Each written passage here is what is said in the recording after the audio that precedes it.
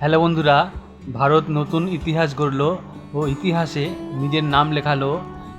নরেন্দ্র মোদীর তত্ত্বাবধানে ভারত তৈরি করলো 10 বগির প্রথম হাইড্রোজেন চালিত ট্রেন। তো বন্ধুরা বলি, এই ট্রেন এতটাই আধুনিক যে শুধু হাওয়ার থেকে অক্সিজেন নিয়ে ও হাইড্রোজেন মিলিত হয়ে তারা একটি কারেন্ট তৈরি করে এবং সেই কারেন্টেই ট্রেনটি চলে আর কি।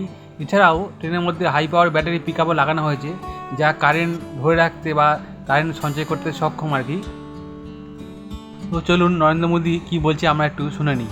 अमृत काल में हमें भारत को ग्रीन हाइड्रोजन के प्रोडक्शन और एक्सपोर्ट का ग्लोबल हब बनाना है। ये ऊर्जा के क्षेत्र में भारत की एक नई प्रगति उसको आत्मनिर्भर बनाएगा और पूरे विश्व में क्लीन एनर्जी ट्रांजिशन की नई प्रेरणा भी बनेगा। तो বন্ধুরা এবার বলি ক্লিন এনার্জি কি। বন্ধুরা এই ট্রেনটি যখন চলে অন্য ট্রেনের মতো বা গাড়ির মতন যে বাতাবরণ দূষিত করে বা পলিউশন ছড়ায়, এটা সেরকম নয়। তো এটা গাছপালা ও প্রকৃতির কোনো ক্ষতি করবে না। তো আমরা সুন্দর একটা প্রাকৃতিক পরিবেশ পাবো এবং গাছপালা ও প্রকৃতির কোনো ক্ষতি হবে না।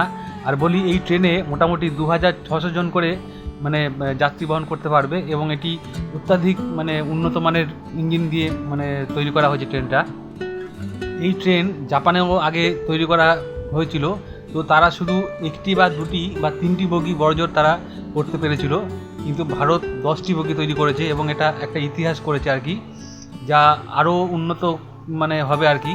তো নরেন্দ্র মোদী বলছে যে এটা শুধু ট্রেনেরই সীমাবদ্ধ থাকবে না, এটি সারা আরও যে ট্রান্সপোর্টগুলো আছে, গাড়ি আছে, তাদের মধ্যেও এই এনার্জিটা সিস্টেম করা হবে আর কি। এবং এই প্রজেক্টটা শুধু ভারতে নয়, সারা বিশ্বে ছড়িয়ে দেওয়া হবে এবং অন্যান্য দেশও এর মধ্যে সামিল হতে চলেছে আর কি। তো বন্ধুরা ভিডিওটা কেমন লাগলো, যদি ভালো লাগে তো চ্যানেলটা আমার সাবস্ক্রাইব করে দিও। আর বন্ধুরা কমেন্টে জয় হিন্দ লিখতে ভুলো না, যদি ভিডিওটা ভালো লাগে তাহলে জয় হিন্দ লিখে দিও। এই বলে ভিডিওটা আমি রাখছি।